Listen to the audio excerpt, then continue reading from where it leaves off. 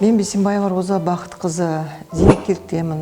1 қаңтар айында 1959 жылы Темір орта мектебін оқыдым. Темір ауыл шаруашылығы техникумын және де Орал Батыс Қазақстан ауыл шаруашылық институтын бітірдім. Есепші экономист мамандығы бойынша жұмыс жасадым. Ақтөбе орталық мешітінде діни курсын бітірдім. Және де Қазан қаласындағы Россия университетінің бакалаврымын. Сол институттың, университеттің магистрымын. Ал қазіргі таңда халықаралық психология институтының студентімін. Негізі мамандығым теолог ұстазбын. Ансар орталығында жұмыс жасадым. Ал қазіргі таңда Ихсан орталығында теолог ұстаздық жұмыс атқарудамын. Тұрмыстамын. 3 баланың анасымын. 9 немере сүйіп отырмын. Бақытты ел, ана, ене, әжемін.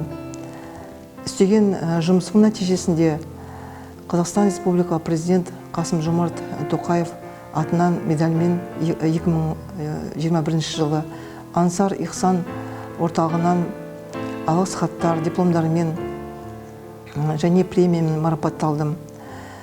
Ал жұмысым барысы әйел жамағатына білім беру, рухани даму, Құран, ислам әдебінен дәріс оқу, подкурста Египет Нұрбарак университетінде дайындық курсында шәкірттер тәрбиелеу және Құнан мектебінде сабақ беремін. РАТТ мүшесімін.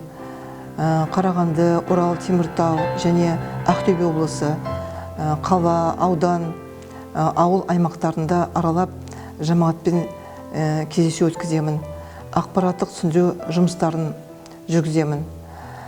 Студент, оқушы, жастармен, халықпен, тұрғындармен кездесемін.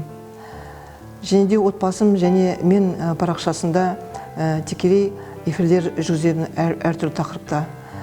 Отбасы, мысалы, ұлттық, діни құндылықтарды насихаттау, түрлі іс-шаралар өткіземін. Деструктивті діни ағымдардан сақтандыру жолдары және де олардың сипаттарын түсіндіру жұмысын атқарамын. Білім алу маңыздылығын, білім алу ешқашан кеш еместігіне өзім үлгі болу арқылы және де сол білім алуын ешқашан кеш еместігін түсіндіру жұмысын жүргіземін. Телеарнада сұхбат беремін және де ғылыммен айналысамын. Мақалалар жазамын.